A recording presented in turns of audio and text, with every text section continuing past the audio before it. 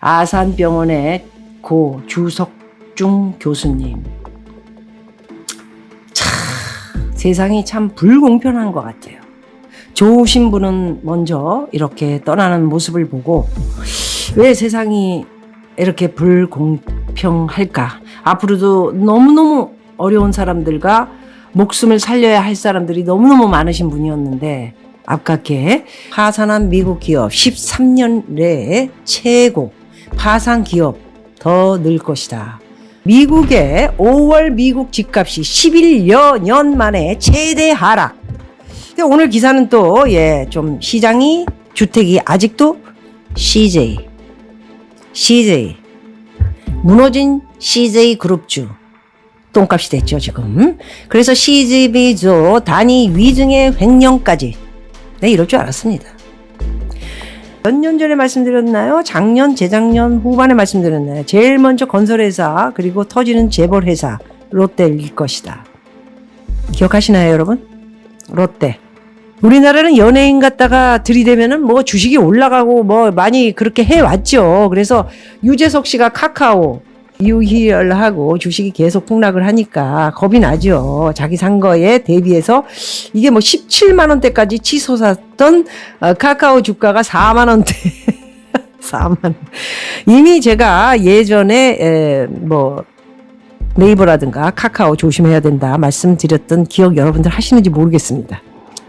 빚 못 갚는 자영업자가 급증을 하고 있다는 거 어제 제가 좀 말씀드렸는데 연체율이 8년 만에 최고치라는 말씀을 지금 드릴 수 있어서 이제 9월 이후에 어떻게 될런지 또 지켜봐야 돼서 뭘 또 어떻게 틀어막을런지 모르겠습니다. 틀어막고 또 틀어막아가지고 지금 이제 9월까지 가는 거죠.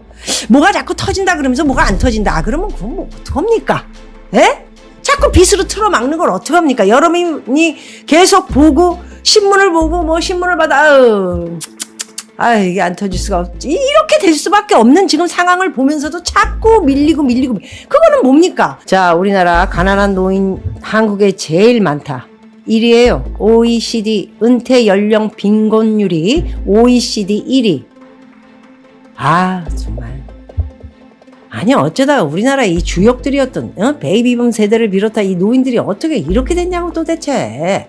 66세 이상 은퇴 연령층 상대적 빈곤층이 경제협력개발기구 OECD 회원국 중 가장 압도적으로 높은 1위. 이게 지금 어떻게 해야 됩니까? 에? 중국 탈출 러시. 중국 엄청 심각합니다, 여러분. 네? 자, 중국에서 살기 싫다는 부자들 이미 10년 전부터 제가 탈출을 시작했고요. 10년 전에 탈출했던 사람들은 누구죠? 그만 좀 달러 좀 그만 좀 당신들 일어나. 달러 진짜 완전히 외환 보유 57억 달러가 지금 팍 빠져나갔는데 이러다 큰일 난다 진짜. 그만해. 달러 내려가는 건 나도 무서운 거 알아요 이 사람들아. 그렇지만 어떡해. 집값 하반기에도 떨어진다. 이 말했다 저 말했다 참 장난질들 많이 치네. 자, 사람들이 월급 절반 가량은 빚 갚는 데 쓰고 있다고 합니다. 지금 그렇겠죠. 그러면서도 집을 꽉 쥐고 있죠. 내 집 내놔라. 내 집 내놔라. 내가 절대로 집값 지금 원가로 못 팔아. 더 밑으로 못 팔아. 끝까지 들고 있을 거야. 계속 들고 있어요.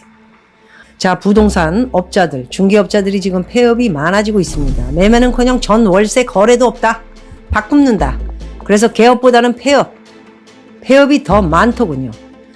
엔화가 지금 조금 제가 볼 때는 900원 밑으로 떨어진 게 거의 모르죠. 또 안 맞을 수도 있고 800원 뭐 또 한 초반까지 초반이 아니라 중반 후반까지 갈 수도 있겠지만은 금리 이제 7월 달에 또 올리면 BIS 아시죠? 중앙은행 연합기구이자 전 세계 중앙은행의 은행입니다. 국제결제은행 BIS. 인플레이션과의 싸움에서 확실한 승기를 잡으려면 세금을 인상해서 재정 안정성을 강화해야 한다라는 말을 했고요. 영국의 파이낸셜 타임스 FT BIS가 발간한 연례 보고서에 인플레이션 억제를 위해서는 각국 정부가 세금을 올리거나 공공 지출을 삭감해야 한다라는 내용이 담겼다고 합니다. BIS 세계 경제가 이 인플레이션이 굉장히 내려가지 않고 2%를 지금 전부들 원하고 있지 않습니까? 이거 내려가는 거 쉽지 않아요. 물론 이제 금리를 계속 올리면 언젠가는 잡히겠죠. 그런데 그게 빨리 잡혀야 되는데 이게 지금 빨리 잡히는 게 쉽지가 않다라는 얘기를 계속 드리는 거예요, 제가. 예? 그리고 고금리 오래 갑니다. 2% 이자 이제 내려가면 이제 집 사고 뭐하고 이제 그때 되면 집값 오르니까 미리 사자? 웃기는 소리 하지 말고 2%까지 이자 내려가나 안 내려가나 볼까, 내년에? 에? 고금리 시대로 장기화가 된다라는 얘기입니다. 그래서, 예? 자, BIS 중앙은행이 금리를 올려도 인플레가 쉽사리 꺾이지 않고 있다. 5.25예요, 지금 미국이. 엄청나게 올렸는데 수십짜리 주식도 떨어지지 않고 사람들이 정신을 아직도 못 차렸어요, 내가 볼 적에는. 이게 문제예요, 지금. 금리를 그렇게 많이 올렸는데 5% 많이 내렸다. 이게 뭐가 많이 내린 거야? 지금 3%까지 떨어져 있어야지. 많이 내린 건 무슨 개뿔 뭐가 많이 내렸어요? 5%가 맥시멈인데 내가 볼 때 이걸로 해서 장기로 쭉 가거나, 에? 금리 한 두세 번 더 올려야 되지 않을까? 지금 그 얘기를 BIS에서 얘기하는 겁니다. 에?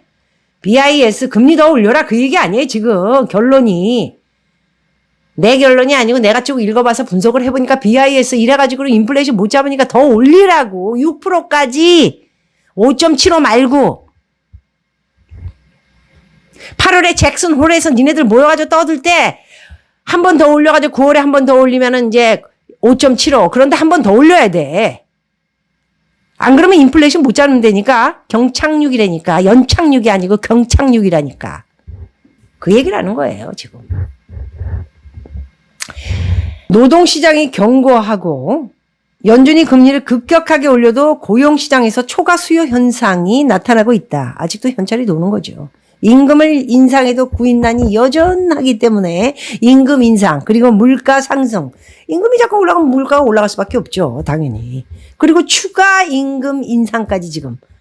말 들어보니까 내가 아는 브로커 하는 애가 브로커보다 월급이 더 나가지고요. 예, 라스베가스. 예. 물론 브로커 자격증이 있으니까 뭐 사람들한테 딜도 하고 그러지만은 식당 쪽에서 뭐 불러가지고 어마어마한 네, 월급을 받고 갔다. 이런 얘기를 오늘 듣기도 했습니다. 그러니까 그렇게 월급이 엄청나게 높아요. 이거 고용 때문에 못 잡아요. 물론 기름, 유가와 식료품이라든가 이게 유동성이 굉장히 심한 이런 것들은 뭐 지금이라도 다시 뭐 50불로 내려갈 수도 있고 60불로 내려갈 수도 있고 뭐 이런 거는 충분하게 또 겨울이 닥치면 좀 더 올라가고 지금은 근데 더우니까 에어컨만 퍽퍽 뜨니까 뭐 그렇게 좀 안정되게 가고 이러니까 그걸 봐서는 안 되고 여러 가지로 우리가 지금 보는 주택 문제, 자동차 문제라든가 이게 우리가 뭐 생활하는 거라든가 이런 것들을 봤을 적에는 고용 문제, 특히나 월급 줘야 되고 사람 써야 되고 이런 데는 지금 내려가질 않아. 사람이 없어요. 사람이 없어. 그래서 금리를 계속해서 인상을 해가지고 이거를 부셔버려야 됩니다. 부셔버려야 돼. 완전히 다. 조금 덜 나쁠 뿐 결국 상저하저. 우리나라 경기에 대해서 말씀들을 여러 명이 이제 하시네요. 저는 6개월 전, 5개월 전, 4개월 전, 3개월 전 계속 말했죠. 대한민국 경기 회복되기 어렵고 마이너스까지 가지 않을까. 내 측. 지금 현재는 1% 성장을 얘기하고 있네요. 이제 1%면 마이너스 아니에요? 경제 성장? 율? 그리고 이제서야 상저하저다. 상저하고라며. 하반기에는 상저하고라며. 근데 왜 말이 바뀔까? 자꾸. 그러면서 이제는 몇 명의 사람들이 나와가지고 상저하고다. 상반기까지 부진하고 하반기부터 살아날 것이라고 얘기했는데 입장을 이제 바꿔가지고 경제 전문가들이 상반기에 이어 하반기도 부진할 거고 상저하저 전망이 우세하다. 여러 명의 이 사람들이 이야기를 했고요. 그중에 한두 명은 눈치 보고 그러나 안 좋다. 다 읽으려면 시간이 걸리니까요. 그런 이야기를 지금 하면서 눈치를 살살 보고 있습니다.